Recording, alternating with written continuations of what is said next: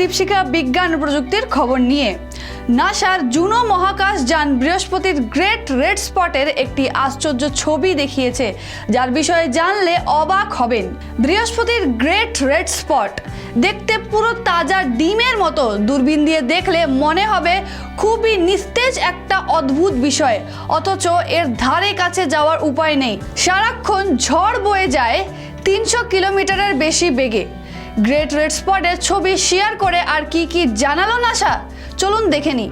American space agency NASA প্রায় social মিডিয়ায় মহাবিশ্বের অনন্য ছবি শেয়ার করে থাকে, যা বিস্ময়ই বটে। এই সমস্ত বিস্ময়কর ছবির মাধ্যমে জনসাধারণের কাছে পৌঁছে যায় নানা নিত্য নতুন তথ্য। সম্প্রতি এই মহাকাশ সংস্থাটি তার মহাকাশ যান জুনো থেকে বৃহস্পতি গ্রহের গ্রেট রেড স্পটের একটি ছবি শেয়ার করেছে, যা পৃথিবীর আকারের প্রায় দ্বিগুণ এবং প্রায় 350 বছর ধরে বিদ্যমান রয়েছে।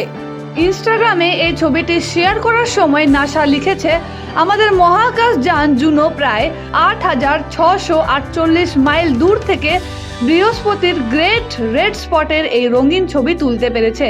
আমেরিকান স্পেস এজেন্সি পোস্টে আরও লিখেছে, বিজ্ঞানীরা বিশ্বাস করেন যে এটি আমাদের সৌরজগৎ 350 বছরেরও বেশি সময় ধরে বিদ্যমান।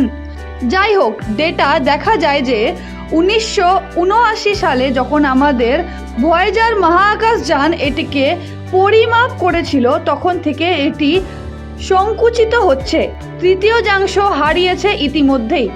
নাসা তার পোস্টে আরও বলেছে যে বৃহস্পতির এই লাল দাগে প্রবল বেগে ঝড় বয়ে যায়। গ্রেট রেড স্পট এখনও পৃথিবীর আকাশের দ্বিগুণ এবং জুনোর গবেষণার ইঙ্গিত দেয় যে এই ঝড়টি বৃহস্পতির মেঘের 300 কিলোমিটার নিচে রয়েছে। এই ঝড়টিকে দুর্বল করার জন্য গ্রহে শক্ত মাটিও নেই, তাই গ্রেট রেড স্পট বাতাসে প্রায় 400 মাইল প্রতি ঘন্টায় বেগে প্রবাহিত হয়।